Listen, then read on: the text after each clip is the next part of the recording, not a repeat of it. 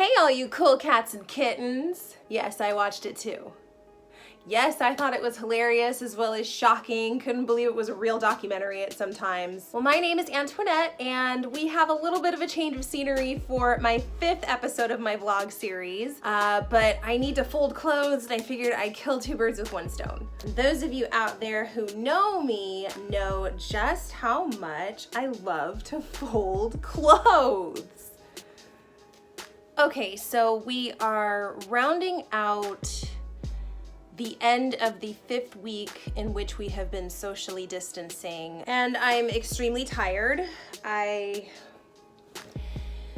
This week I hit my limit, I think, where I just felt like enough is enough and I need some kind of a reprieve from this. I'm what you would call a servant leader, and so I'm usually at my best when I'm able to support others and help people identify different options or possibilities or solutions to things that they maybe didn't see before. And a lot of times that's through modeling that behavior. So I've been trying to do my best at keeping calm, which, I mean, by default, I think that because I'm a parent, I just have to do that. But then also, I know that there are people around me who are just, it's not that they are unstable, they're very strong people, but they have no idea what they should be doing or where to turn to or what to look for or anything like that. And I can't blame anybody who feels that way, because I've definitely experienced my own waves of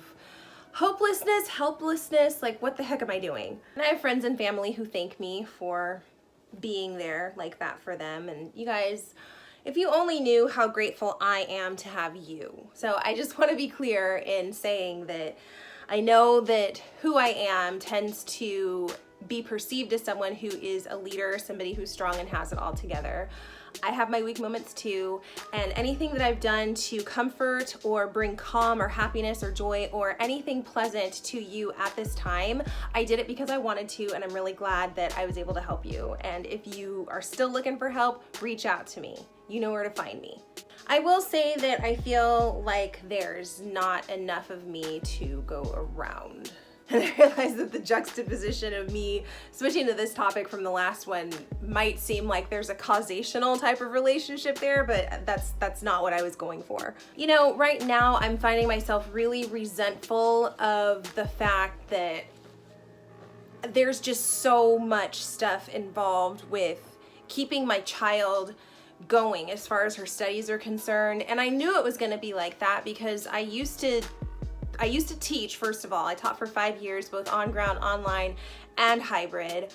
But I also spent the last 3.5 years creating curriculum for a university. So that's writing tests, writing discussion prompts, you know, facilitating for teachers, you know, people who are coming into the online environment and maybe they aren't that familiar with it, and showing them some of the ropes and some of the best practices for online classrooms. So I'm not a complete rookie, but I think that what's making me upset is that I really never chose the whole homeschool mom route. I never ever wanted that, and it's just been thrust upon me with this whole COVID thing, and I'm really resentful of that. And I'm resentful because I know I'm not really pulling my weight with it. I know that I'm coming up short when it comes to making sure that she's doing everything that she's supposed to be doing. I mean, I'll admit that I get overwhelmed because the online classroom is not very well organized, and I'm not pushing any blame off onto the teachers or the schools for that.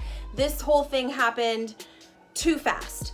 And I know that I went from an environment where I was allowed to create courses. I was given 6 weeks to create a course, and then it went down to 4 weeks, and then it went down to 3 weeks, and then it went down to 2 weeks. And that's when I was like, this is too fast.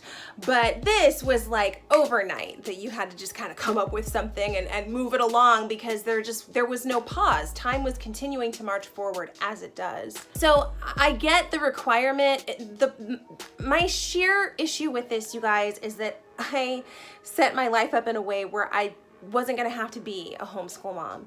I didn't want to be a homeschool mom, and so I set my life up so that I wouldn't have to be one. And now here I am having to be one, and I don't like it at all. And I feel like my failure and my shortcoming with this is directly impacting my child, and I'm trying to get it together, but it's really, really hard to do that.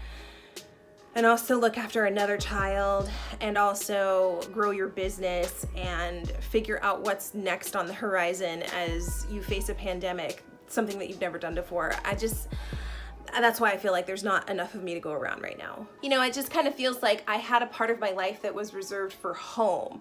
Like, this is the part of me that I get to make into whatever I want, and it never ever included homeschool mom. But the saving grace is that this is a very unique time, and so that means that my children are entitled to a unique experience through all of this. And even though it's not the stuff that is in the packets every single week, or the fry words, or, you know, all of the numerous assignments that we've seen in Google Classroom, my kids are still learning things. They're spending time outside in the garden, learning about how to take care of the plants and how the weather affects the plants, and the things that we look for to see if the plant is thriving or if it's in distress, if we have pests, if we have environmental issues that we can control to make the plant more happy.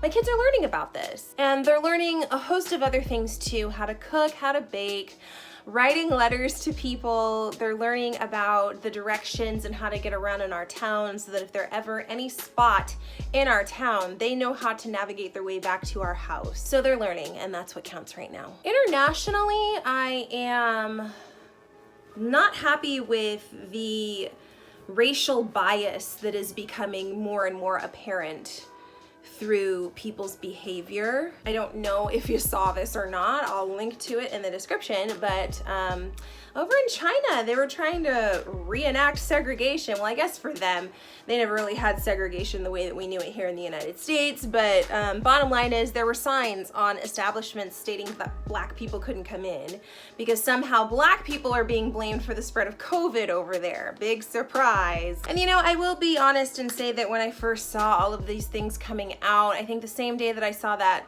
headline about China, I also was reading a report about how COVID-19 is impacting Black communities, Black families, worse than it is other communities, and I just get so tired of seeing that. I mean, it's true. I'm not saying that anybody's doctoring numbers or anything like that. I'm sure that it is absolutely true when you look at the data and you see who it is who is being infected with this and who it is who is doing the worst at overcoming it once they become infected. You're probably going to see that the larger numbers come from the Black community.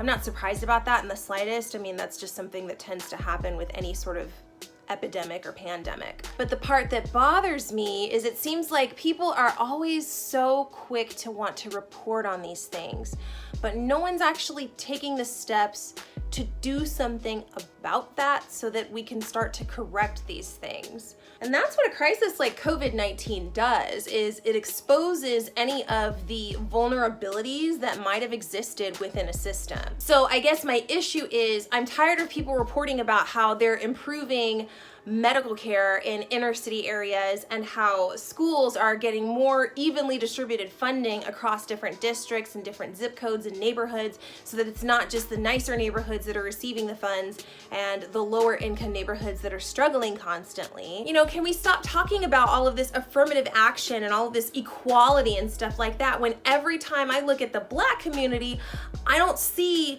the resounding results that I should be seeing based on what the narrative is. You know, so I find it difficult to sing and rejoice over progress too much because I know that there are still major gaps where things need to be improved. And I'm just wondering when's somebody actually going to improve it instead of just reporting on it after the fact. Something else that I saw too, completely unrelated to this, but something that I don't think is being reported accurately, or at least if it is being reported on, people aren't taking it the way that they probably should, is that I know that we are clinging onto a whole host of heroes right now. That word hero gets used so much.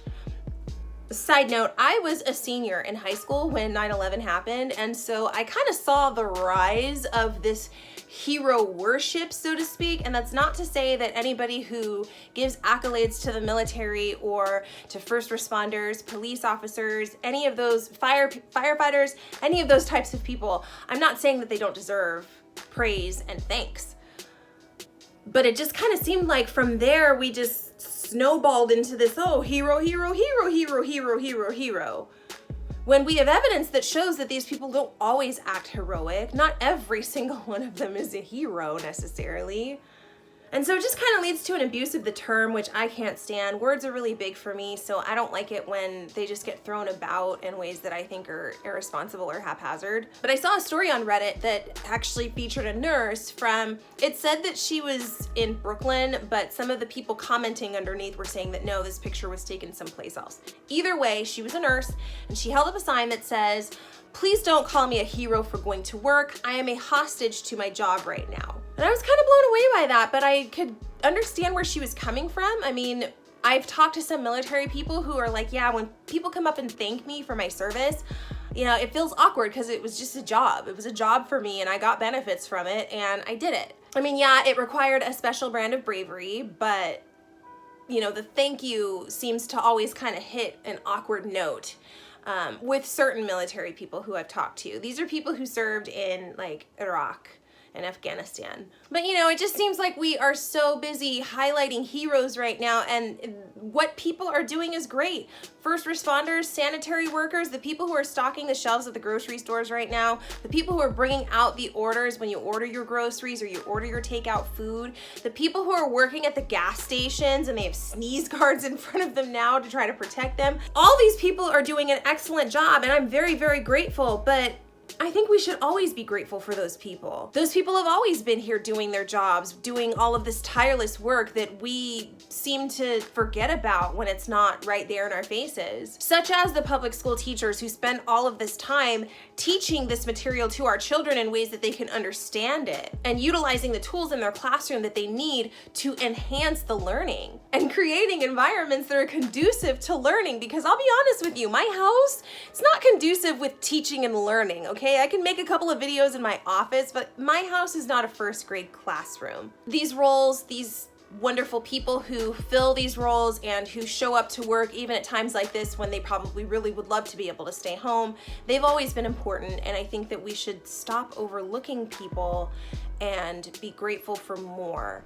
And I think that this crisis has forced us to do that because so many things are being taken away from us right now that we have no choice but to do that. So if we come out of this as happier, more grateful, more intentional people, then I say that that's a win. So that's all for me right now. I need to finish folding my laundry. I got sidetracked and started talking and didn't even do it. See, I told you I hate it. But stay subscribed to me. You've got my contact info that's showing up on the screen right now. I will definitely be back for another vlog next week. Let me know how you're surviving social distancing, anything that you are specializing in, like new skills or any new hobbies that you're picking up. Let me know about them in the comments. You can also hit me up on Instagram. Take care, you guys, until I see you next time. Keep shining and stay safe.